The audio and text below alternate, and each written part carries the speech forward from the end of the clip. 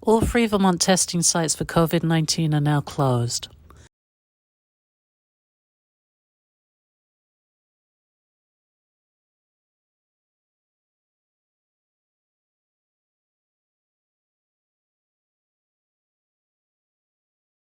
If you have health insurance, you can pick up free tests at pharmacies.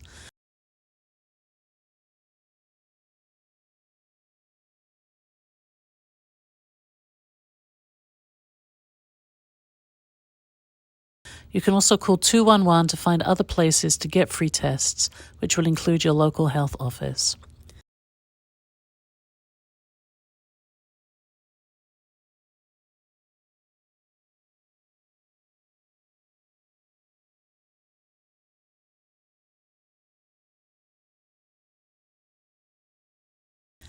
If you need a PCR test, please contact your doctor for more information.